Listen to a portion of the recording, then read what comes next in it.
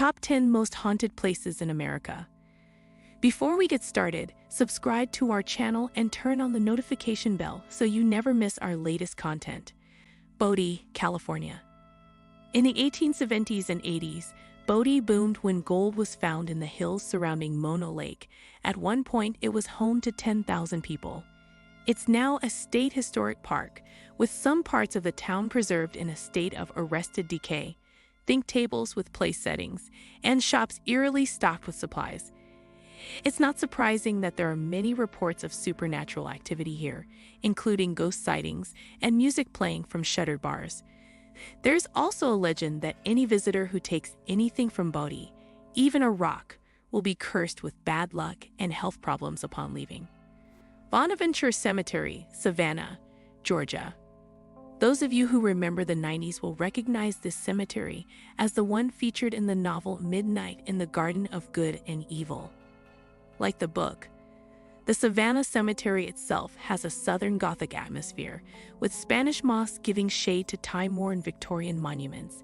There are many notable figures buried here, like singer Johnny Mercer and poet Conrad Aiken, but it's Gracie Watson who most deserves a visit. Having died at just 6 years old, her grave is marked by a life-size marble statue with her hand resting on a tree stump, symbolizing her life cut short. Cahaba, Alabama. Alabama's first capital and famous ghost town takes its name from the state's longest river, situated at the confluence of the Cahaba and the Alabama. It was abandoned after the Civil War, and its empty buildings, slave burial ground, and eerie cemeteries are now popular settings for ghost tours and stories of paranormal activity. The most famous tale is that of a luminous floating orb appearing in the former garden maze of Colonel C.C. Peags's house, shortly after the colonel had been killed in battle. Calcasieu Courthouse, Lake Charles, Louisiana. Toni Jo Henry was a former sex worker who reached national levels of infamy when she killed a man in cold blood in 1940.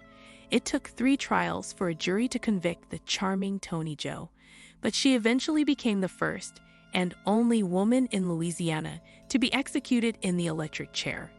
However, her spirit is said to have remained in the courthouse, where workers can feel her presence and even smell her burning hair. Crescent Hotel, Eureka Springs, Arkansas. Since its construction in 1886, the Crescent Hotel has served several purposes: luxury resort, conservatory for young women, junior college. But the strangest mark on its history came in 1937 when it got a new owner, Norman G. Baker. Baker was a millionaire inventor who decided to pose as a doctor, despite having no medical training, and turned the hotel into a hospital that could cure cancer.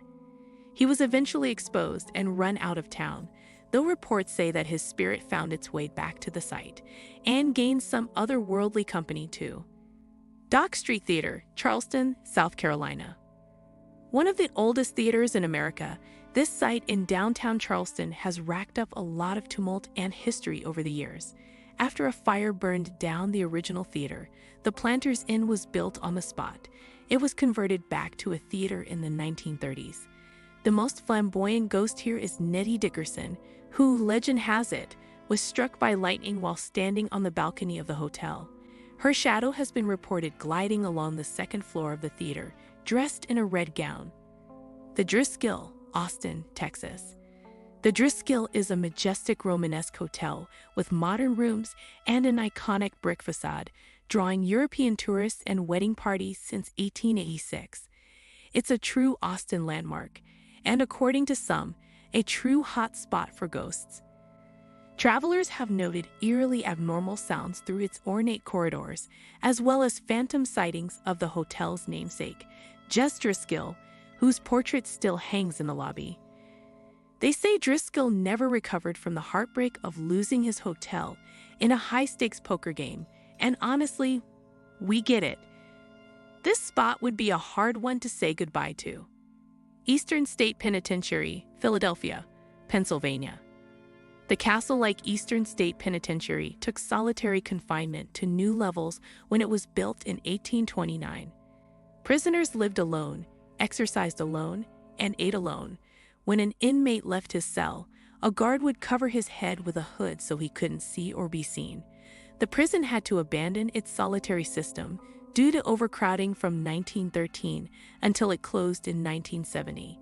Although the forms of punishment did not get any less severe, chaining an inmate's tongue to his wrists is one example.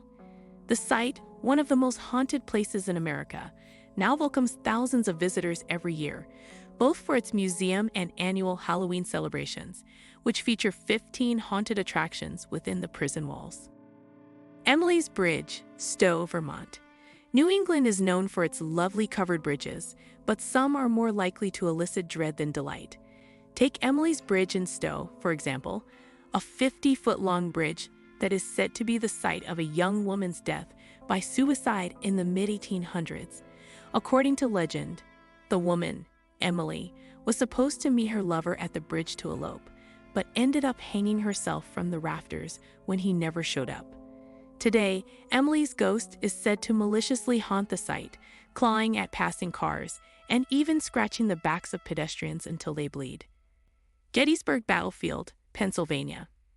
The Battle of Gettysburg was one of the bloodiest in American history, with somewhere around 50,000 young men dying in the three-day conflict. Many of the soldiers never received a proper burial after their untimely deaths, and many believe the souls of these men now wander the battlefield to look for their weapons and comrades. Hotel Monte Vista, Flagstaff, Arizona. Flagstaff's Hotel Monte Vista has its fair share of paranormal guests who have truly overstayed their welcome, including a long-term boarder who had a habit of hanging raw meat from the chandelier in room 210, two women who were also thrown from the third floor and allegedly now attempt to asphyxiate male guests in their sleep. There are also reports of an infant whose disturbing cries have sent staff members running upstairs from the basement. If you enjoyed this video, give it a thumbs up and subscribe for more content. Hit the notification bell to stay updated with our latest videos. Share your thoughts in the comments below. Thank you for watching.